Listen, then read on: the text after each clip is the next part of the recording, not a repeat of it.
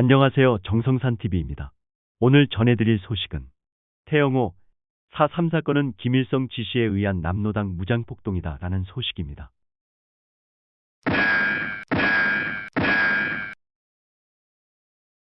해당 소식은 2004년 7월 기사임을 미리 알립니다. 군사편찬연구소, 남로당 중앙당 지령설도 제기 도민사회 파문 예상, 6.25 전쟁사를 통해 제주사 3을 무장폭동으로 규정하고 수천 명의 양민을 학살한 사건에 대해서도 전원 귀양 조치했다고 역사적 사실을 왜곡해 무리를 빚고 있는 군사편찬연구소가 이번에는 제주사 3사건이 북한의 사주에 의해 남로당이 일으킨 사건이라고 표기해 또 한 번의 파문이 예상된다. 이는 4.3 진상조사보고서의 확정 발간과 제주도민에 대한 노무현 대통령의 사과를 완전히 왜곡하는 것은 물론 제주사 3에 대해 여전히 빨갱이들이 일으킨 사건이라는 시각을 유지하고 있다는 점에서 도민들의 거센 반발이 예상된다. 특히 조영길 국방부 장관이 국회 본회의 대정부 질문 답변을 통해 6.25 전쟁사에 기술된 무장폭동이란 표현을 수식어로만 썼을 뿐 제주사 3을 왜곡 변조했다고 생각하지 않는다는 답변에도 배치되는 것으로 이에 대한 시급한 대책 마련이 요구되고 있다.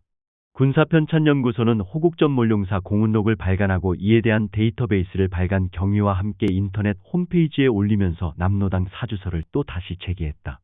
4.3 북한의 사주에 의해 남로당이 일으킨 사건.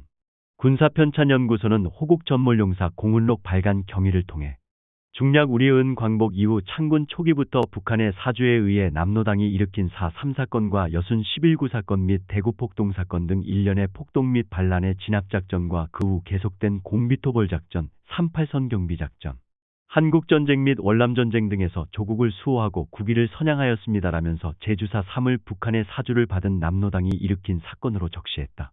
또 군사편찬연구소는 공훈록 중 1948년 5월 제구현대장을 맡아 부하로부터 암살될 때까지 한 달 열흘가량 제주에 머물면서 강경진압작전을 편 박진경 대령의 공훈록에서도 제주사 3을 무장폭동과 무장폭도로 기술해 놓고 있다. 군사편찬연구소가 표기한 소위 북한에 의한 남로당 사주설은 반세기 동안 제주도민을 레드콤플렉스에 빠지게 한 원인이자 군 경토벌대에 의한 2만, 3만 명으로 추정되는 제주도민의 대량 학살을 정당화시켜온 근거로 이미 이는 전혀 사실이 아님이 드러났다.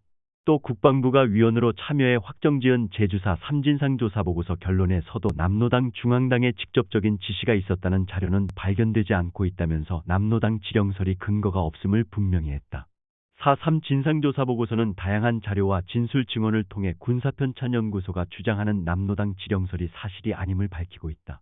남로당 중앙당 지령설의 근원은 남로당 지하총책을 지냈다는 박갑동이 1973년 중앙일보에 연재한 남기고 싶은 글에서 제주사 3을 언급하면서 비롯됐다. 박갑동은 그 글에서 남로당 중앙당의 폭동지령에 의해 4.3 사건이 발생했다고 썼으며 이 연재 내용은 1983년 박헌영이라는 제목의 책자로 나왔다.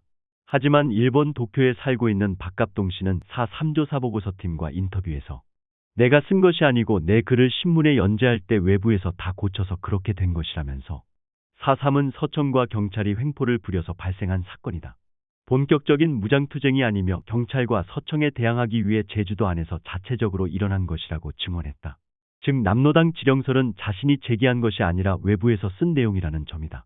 남로당 지령설이 사실이 아님은 군 내부에서도 지적된 바 있다. 군 장성 출신인 김정곤 씨는 그에 져서 한국전쟁과 노동당 전략에서 육해공으로 격리되어 있는 제주도로부터 적화를 확대시켜 북상을 시도한다는 것은 이 공간을 제어할 수 있는 물리적 능력과 정치적인 상황에 비추어 현실적으로 이루어질 수 없는 폭거라는 점 등 6가지 이유를 내세워 중앙당의 지령설에 의문을 제기하고 5.10 선거 반대투쟁에서 제주도만이 특이하게 이질적인 투쟁 형태를 보였고 이는 당노선에 대하여 일정의 돌기물적 성격임이 틀림없다고 기술했다.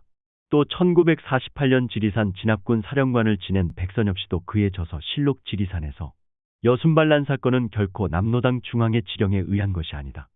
4.3과 마찬가지로 당말단에서 빚어진 자의적인 행동이었다고 적고 있다. 이처럼 남로당 지령설을 최초로 제기했던 박갑동 씨는 물론 군장성 출신인 김정곤, 백선엽 씨 마저 남로당 중앙당 지령설을 부정하는 상황에서 군사편찬연구소가 아무런 근거도 없이 이를 제기했다는 점에서 이 역시 2만, 3만 명에 이르는 양민학살에 대한 군의 정당성을 확보하기 위한 의도적인 왜곡으로 받아들여지고 있다. 또한 태영호 국민의힘 최고위원 후보가 13일과 14일 제주 4.3 사건을 두고 김일성 지시에 의한 남조선로동당 무장폭동이라고 밝히며 정치권에 큰 화두가 되고 있다. 천하람 국민의힘 당대표 후보는 막말을 하지 못하게 후속 조치와 제도 정비를 하겠다고 밝히면서 국민의힘 전당대회가 역사관 대결로 전개되고 있는 모습이다. 태영호 후보는 전날 전당대회 합동연설에서 갑자기 무릎을 꿇고 4.3 사건의 장본인은 김일성이라며 김일성 정권에 한때 몸담았던 사람으로서 무한한 책임을 느끼며 희생자들에게 무릎을 꿇고 용서를 구한다고 밝혔다. 이에 4.3 희생자유족회는 북한 지령설은 근거 없고 낡아빠진 색깔론이라며 4.3을 폭동으로 폄훼해온 극우의 논리와 전혀 다를 바 없다고 반발했다.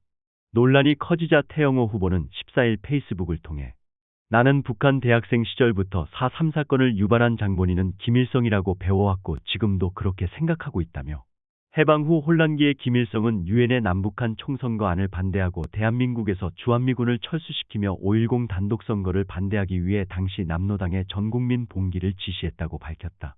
태영호 후보는 당 제주도당은 국가공권력에 의한 제주도민들에 대한 과잉 대응을 악용해 무모한 무장폭동을 주도했고 그 과정에 이념과는 아무런 관계가 없는 많은 주민이 억울하게도 국가권력과 극우단체들에 의해 희생당했다며 만일 당시 남로당의 제주도당이 김일성의 5.10 단선 반대 노선을 집행한다며 무장폭동을 일으키지 않았더라면 그렇게 많은 사람이 희생되지 않았을 것이라고 강조했다.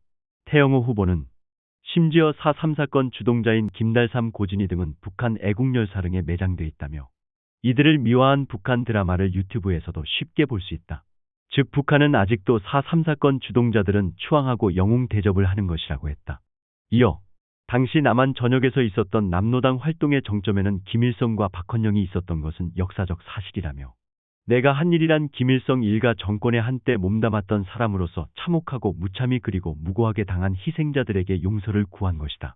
하지만 이를 정치적으로 이용한다면 이야말로 4.3 정신에 반한다고 생각한다. 나의 용서 구함을 부디 순수하고 진실하게 받아 주었으면 한다고 했다.